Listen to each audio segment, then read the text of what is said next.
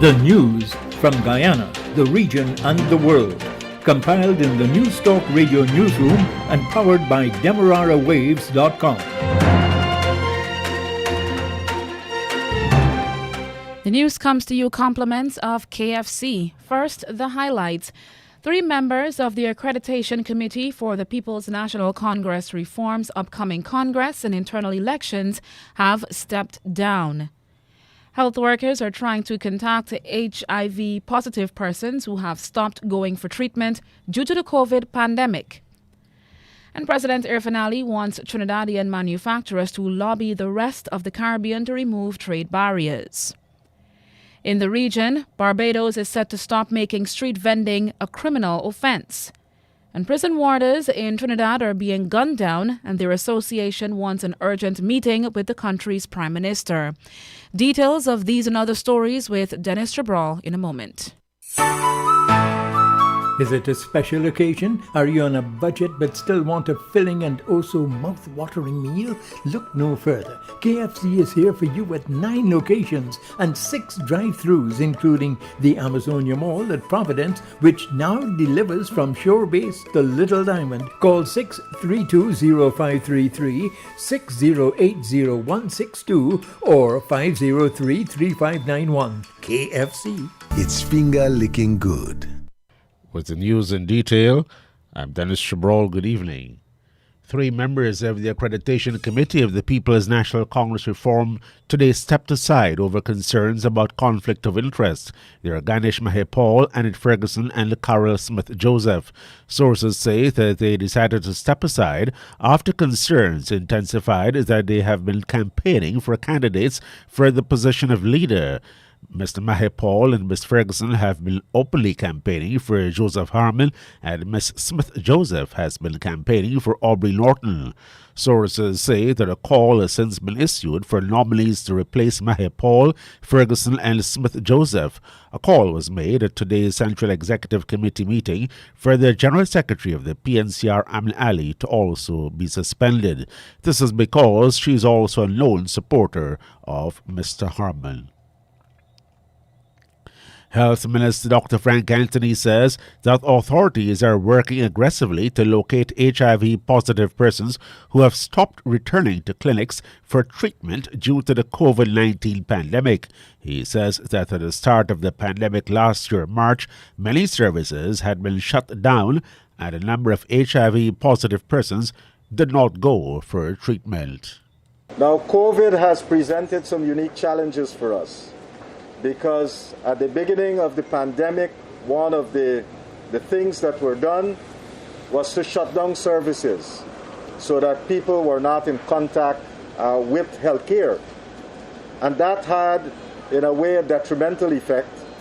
And so gradually we were able to reopen and bring back confidence where people can come to the various treatment sites and receive treatment. In that period when things were closed, I think a lot of people probably ran out of medication, and that could have interrupted their treatment schedules. Addressing a World AIDS Day 2021 observance at the National AIDS Program Secretariat, Dr. Anthony said those persons are now being targeted to resume treatment. We still have persons who have not returned. So as the technical term, they are lost to follow up. But we need to find them and bring them back into care, because without that, they are going to end up deteriorating, and they're going to end up moving from HIV to AIDS, and then it would be more difficult to work with those patients. At this early stage, we can change that. Program Manager of the National AIDS Program Secretariat, Dr. Tariq Jagnarayan, says that 55% of the just over 9,000 HIV-positive persons are vaccinated against COVID-19. He says there are 7 to 1 new HIV cases for this year. Caribbean political analyst and pollster Peter Wickham does not believe that the United States-funded opinion poll altogether reflects the reality of some of the findings. Titled The Americas Barometer, the Latin American Opinion Poll is conducted by Vanderbilt University. Among the findings is that 87% of Guyanese do not believe that votes in general and regional elections are counted correctly and fairly. While Mr. Wickham questions the methodology being used by the Latin American Opinion Poll, he is not taken aback by that finding. I'm familiar with the LAPA poll and the methodology, and let me just say that, in terms of where many of the questions are put, I think almost you beg people to give a suspicious response. But that's a methodological issue which, probably isn't best debated here. But I tend to think that the answer to a question like that probably overrates the extent to which that feeling is prevalent. But it doesn't surprise me at the same time that there are people in Guyana that believe that the votes are not counted. Mr. Wickham, who has been conducting opinion polls for political parties across the Caribbean for a number of decades, says Guyana's experience with elections is one of the reasons many Guyanese believe that their votes are not being counted. And certainly your last experience that you had in the last election would convince people, that this is perhaps the case. And of course, you have a history in which similar questions have been raised in the past. So I could understand the basis for this type of suspicion. Political scientist Peter Wickham. President Irfan Ali wants the Trinidad and Tobago Manufacturing Association to spearhead a lobby for the removal of trade barriers across the regional single market and economy. Addressing that organization's awards dinner, he said an assessment of trade barriers in the 15-nation Caribbean community CARICOM shows the need for manufacturing and other private sector bodies to lobby their governments to remove such trade barriers. I will share a document maybe later with the association that deals extensively with the barriers to trade country by country. And I hope that in sharing this, you will use your association to partner with associations across CARICOM in raising your voices, in joining our collective effort in the removal of these barriers. Referring to an International Monetary Fund report that states that the absence of a regional body with powers and accountability to transform CARICOM decisions into binding laws, he said individual member states were failing to implement decisions. We cannot move forward regionally as a people. We cannot move forward regionally as a collective if we are not willing to act in a selfless manner. The opportunities will slip by. So I have the barriers by country. I have the impediment to trade by country for export, for imports, and some of this is nonsensical. Some of these barriers that are imposed can be withdrawn overnight if you're serious about building capacity and open up opportunity. President Irfan Ali. Turning to news now from the region. Barbados will this Friday no longer make street vending a criminal offense. Barbados Today reports that Prime Minister Mia Mottley says the aim of the move is to protect ordinary persons who have been making sacrifices. Prime Minister Mia Mottley yesterday declared Parliament's first order of business that will deliver a major boost for vendors. Friday morning, the first piece of legislation that we expect to be passed in Barbados' Parliament will be the legislation that provides a new deal for vendors, a legislation that will stop making them criminals for wanting to support their families and to do good by them. This has been in the works for over 6 decades. And the stories of how many people in this country are only here because of the extent to which their parents and grandparents were able to take sun and rain in order to sell so that they could keep you in school and keep you with body and soul together. It is time, it is time, it is time She was addressing the Independence Honor Ceremony at Golden Square. The Prime Minister also spoke to the wider business community, calling on operators to spread their wings. We have become accustomed to being able to sell what we want here and to live well here. But if nothing must prove to us that that is unacceptable, it must be the last 10 to 12 years when no matter what we did locally was not sufficient in order to create enough goods and services to maintain our quality of life.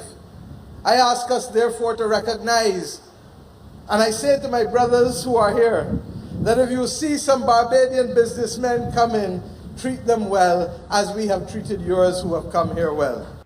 Barbados' Prime Minister Mia Mottley ending that report. Prisoners at Trinidad and Tobago's maximum security prison in Aruca have reportedly threatened to kill 13 prison officers before Christmas if the officers are not transferred from the Wayne Jackson building. This comes after 2 prison officers were murdered days apart last Friday and Monday. Prison officer Travis Surratt was the first killed at his vegetable and fruit stall in Valencia last Friday. And on Monday, prison officer Nigel Jones was shot dead in Superior. TT News Online reports that the president of the Trinidad and Tobago Prison Officers Association, Cyril Richards, is demanding a meeting with the Prime Minister of Trinidad and Tobago, Dr. Keith Rowley, in an effort to resolve the crisis. And with his membership clamoring for more security after the drive-by shooting of one of their membership, the Prison Officers Association is refusing to meet with the Minister of National Security on the issue. Officers have given us their mandate. They said to us they do not want any meeting with any office less than the Prime Minister of the Republic of Trinidad and Tobago. Mr. Richards adds that prison officers have made many demands over the years to national security ministers, and those demands bore no results. Well, it's quite obvious, but I don't want to say more on that because there's the police investigating and there's the prison authorities investigating. But it's quite obvious for everyone that there is a correlation between those activities, the murders and the Wayne Jackson building. President of the Trinidad and Tobago Prison Officers Association, Cyril Richards, ending that report from TTT News Online. Antigua and Barbuda's Prime Minister of State in the Ministry of Finance, Lennox Weston, has told the Leeward Islands Airline Pilots Association that ex-airmen have just 1 month to make up their minds about the latest 50% compassionate payment offer. Lialpa President Patterson Thompson remains adamant that the offer first put on the table by Prime Minister Gaston Brown is not feasible, while Brown says the proposal payable in cash, lands and bonds is non-negotiable. Weston had harsh words for the pilots on Tuesday. Thompson said the pilots made no commitment at a meeting with the Prime Minister to accept the compassionate agreement offer because Lialpa cannot make such a decision on behalf of the pilots. Instead, Thompson said if the situation is not ironed out soon, each former employee may have to decide individually whether they'll accept the offer. But Lialpa may not have much time, according to Weston, who made it clear that the offer will not remain on the table for very long, the same sentiments outlined by Prime Minister Brown recently. Furthermore, Weston warned that if the situation is not resolved by the new year, the benefits will not equal the 50% currently being offered. To date, the unions have remained relatively quiet on the latest tug-of-war between Lialpa and the government. Since more than 90% of the airline's staff were temporarily, then permanently laid off in April 2020, they have been calling for their complete severance and other entitlements totaling nearly $44 million. Coming up in a short while, we will bring you the international news from the BBC. Stay tuned to News Talk Radio Guyana 103.1 FM. Coronavirus disease, also known as COVID-19, is a new type of coronavirus never found in people before. Common signs or symptoms include fever, cough, shortness of breath, or difficulty breathing. In more severe cases, infection can cause pneumonia, severe acute respiratory syndrome, kidney failure, and even death. Reduce your risk of COVID-19 by washing your hands often. Cover your sneeze or cough with your flexed elbow, or use a tissue which should be thrown away in a closed bin immediately. And remember to maintain 3 feet away from sick persons. If you have any of the signs or symptoms, call the Ministry of Public Health hotline numbers on 624-6674, 624-2819, or 624-9355. You can also visit the Ministry of Public Health website or their Facebook, Instagram, or Twitter for daily updates on COVID-19. And now, for the latest bulletin of world news, we go to the BBC. I'm Stuart McIntosh with the BBC News. Hello. The Women's Tennis Association has suspended all tournaments in China because of ongoing concerns about the well-being of the Chinese star player Peng Shuai. Ms. Peng disappeared from public view for 3 weeks after accusing a former top communist official of sexual assault last month. 10 days ago, Ms. Peng held a video call with officials from the International Olympic Committee, but the WTA chief, Steve Simon, said he had serious doubts that Peng was free and safe. Tulson Tollett has more. The WTA would like to speak to Peng Shuai and find out what is actually going on, because they are concerned that the IOC, when they spoke to Peng Shuai recently, it wasn't the full story, and they thought it was really put on somewhat. And you have to understand that there's a big event happening next year. You've got the Winter Olympics, you've got the Winter Paralympics happening in Beijing. So for the IOC, when they spoke to Peng Shuai, it was about making sure that they also looked after their product as well. So the WTA have quite rightly come out with Steve Simon has said that he doesn't believe that it's been an open process in being able to speak to Peng Shuai, and they'd like to be able to have a chat with them herself and not with all of the fanfare which is going on around it. The US Secretary of State Antony Blinken says a troop build-up on Ukraine's border gives Russia the capacity to invade on short order if President Putin makes such a decision. Mr. Blinken said if Russia opted for confrontation, the US response would be resolute. He said there were other worrying signs. In recent weeks, we've also observed a massive spike, more than tenfold, in social media activity pushing anti-Ukrainian propaganda, approaching levels last seen in the lead-up to Russia's invasion of Ukraine in 2014. On Thursday, Mr. Blinken is expected to meet his Russian counterpart during an economic summit in Sweden. The Ethiopian government says its forces have recaptured the historic town of Lalibela from Tigrayan fighters who'd seized it in August. The government earlier said its forces had retaken several other towns in the Amhara region. The UN Secretary-General, Antonio Guterres, called on all sides to end the year-long war, which has killed thousands of civilians and forced millions to flee their homes. We think the people has already suffered too much, and the battle goes in and out in one direction, in the other. Now time to stop, put an end to the fight, start talking. The US Supreme Court has been hearing arguments in the most important case on abortion rights for half a century. It's considering a Mississippi state law banning terminations after 15 weeks. The ban violates women's right to an abortion until the fetus can survive outside the womb at about 24 weeks, which was decided in the case of Roe v. Wade in 1973. A ruling isn't expected until July, but if the Supreme Court, dominated by conservative judges, found in Mississippi's favour, others could follow. This is the world news from the BBC. South Africa has recorded a sharp increase in coronavirus infections, with just over 8,500 new cases recorded in the last 24 hours. It represents a doubling of cases from Monday, though it isn't clear from the data how many of the infections are of the new Omicron variant. South African health officials told Parliament it could be fueling the surge.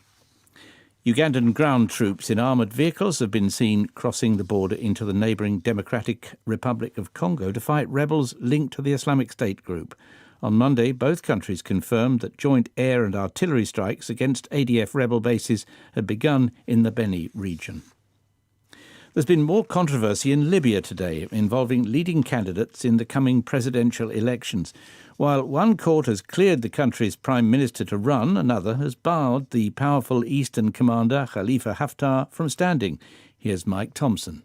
Earlier today, a Tripoli court rejected 2 appeals to disqualify Libya's Prime Minister Abdul Hamid Dbeibah from running for president, despite claims that he'd broken election regulations by not stepping down from his role 3 months before the coming vote.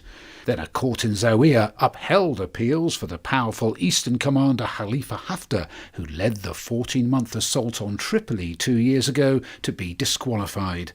More turmoil is likely in this divided, conflict-plagued country before elections due on December the 24th. Archaeologists in Mexico have uncovered an altar that dates back to the 16th century and was used by an Aztec family to honour their dead. Inside the altar they found an urn with human ashes. The objects were found during an excavation at a square in Mexico City. Experts say they can be traced back to the period before Spanish conquest of the Aztec capital. BBC News. And that's the news to the moment.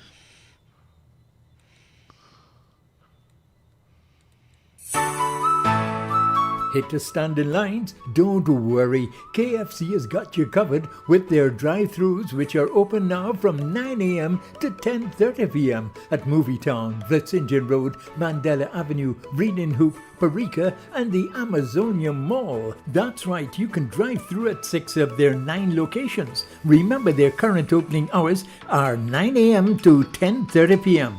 Go on down and let your taste buds savor the spices today. KFC. It's finger-licking good. And now, a recap of the highlights. 3 members of the Accreditation Committee for the People's National Congress Reform's upcoming Congress and internal elections have stepped down. Health workers are trying to contact HIV-positive persons who have stopped going for treatment due to the COVID pandemic. President Irfan Ali wants Trinidadian manufacturers to lobby the rest of the Caribbean to remove trade barriers. In the region, Barbados is set to stop making street vending a criminal offense. And prison warders in Trinidad are being gunned down, and their association wants an urgent meeting with the country's Prime Minister. The news came to you with the compliments of Kentucky Fried Chicken, KFC.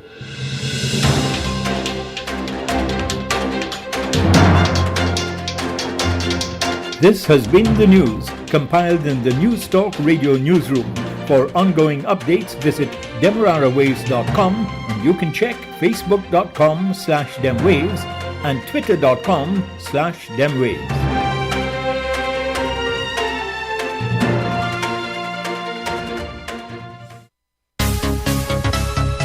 I'm Jessica Daw, and this is News Talk Radio Guyana 103.1 FM.